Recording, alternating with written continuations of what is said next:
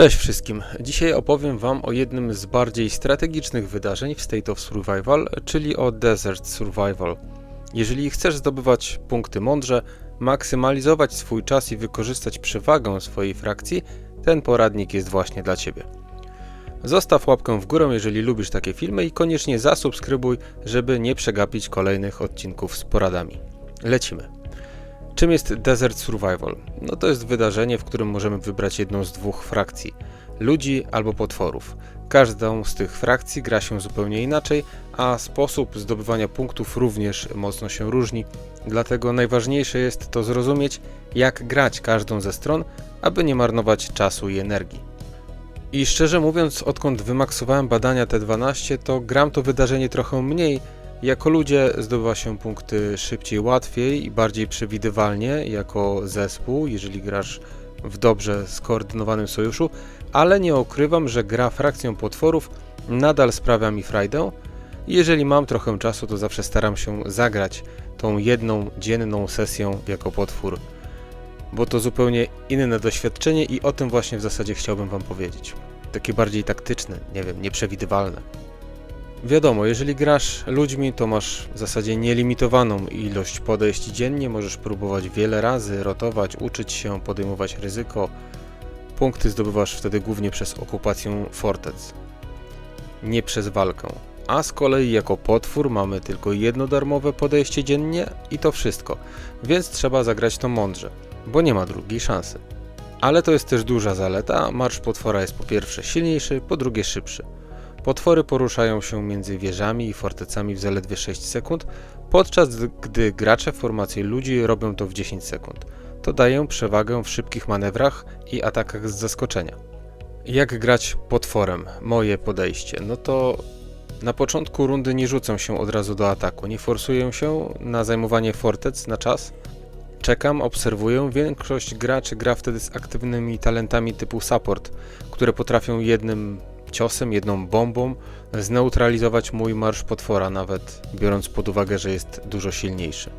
Dlatego ja czekam, aż rywale pierwsi zajmą fortecę, albo minie dostateczną ilość czasu, aby te marsze były już blisko fortec. Potem zaczynam działać. Atakuję fortece, które są już pełne graczy, bo tam właśnie zdobywa się najwięcej punktów. W ten sposób nie tylko unikam strat, ale bardzo szybko nabijam wynik, a jak wszyscy wiemy, im szybciej będziemy mieli z głowy to wydarzenie, tym lepiej, bo będziemy mogli się zająć innymi ważnymi sprawami w grze. Grając potworem najwięcej punktów zdobywa się, tak jak wspomniałem wcześniej, za pokonywanie marszów rywali.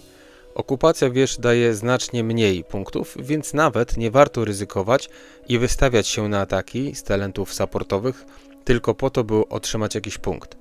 I tutaj taka ciekawostka, jeżeli przeciwników jest wielu i są z różnych stanów, to szanse na wygraną rosną.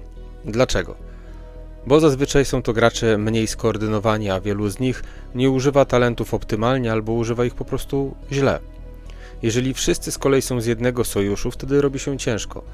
Tam zazwyczaj jest wysoka koordynacja, dużo graczy albo wszyscy używają talentów typu support, więc nawet jeżeli grasz dobrze, to i tak bardzo łatwo jest przegrać.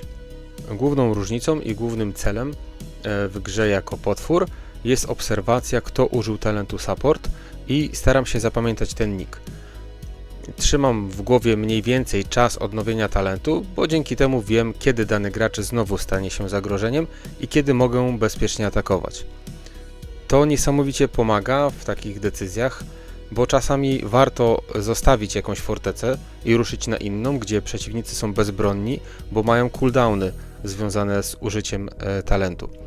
Gra potworem wymaga więc takiego ciągłego czytania mapy i dosyć dużej elastyczności, bo to nie tylko strategia siłowa, marsz potwora jest silniejszy, ale również takie szachy w biegu, można powiedzieć. Więc ta różnorodność to jest jakby twój sprzymierzeniec. Im większe zróżnicowanie wśród przeciwników, tym jest łatwiej. Mieszanka graczy z różnych państw, różnych sojuszy i poziomów zaawansowania rozwoju gry sprawia, że trudniej im się jest zorganizować, oni się w dodatku nie znają, więc trudniej jest im odpowiedzieć na twoje ataki. I cóż, wykorzystuj to. Podsumowując, Desert Survival to wydarzenie, które warto ograć strategicznie, grając potworem, nie pchać się od razu do walki, obserwować przeciwników i ich talenty oraz kiedy ich używają, atakować najlepiej wtedy, kiedy jest ich dużo w fortecy, gdy są zajęci albo bezbronni w postaci cooldownów z talentów. Skupiamy się na pokonywaniu marszów, w zasadzie im więcej marszów przeciwnika jest w fortecy, tym lepiej. Nie skupiamy się na okupacji fortec, bo z tego jest bardzo mało punktów. No i chyba tyle. Aha, no zachowuj czujność, graj mądrze, tak? Wtedy punkty w zasadzie same wpadają. A jeżeli grasz ludźmi, to wykorzystuj tą nieograniczoną liczbę prób i ucz się na błędach, ale najlepiej graj ze swoim sojuszem, z ludźmi, których znasz, którzy dobrze reagują na zmieniającą się mapę i sytuację w grze. To tyle. Jeżeli poradnik był dla Ciebie pomocny, to czekam na komentarz. Napisz, jak Ty grasz w Desert Survival i czy wolisz ludzi czy potwory. Daj łapkę w górę i suba, dzięki temu w dalszym ciągu mam motywację po tych 3 latach, żeby tworzyć dla Was kolejne filmy. Do zobaczenia w kolejnym materiale. Cześć!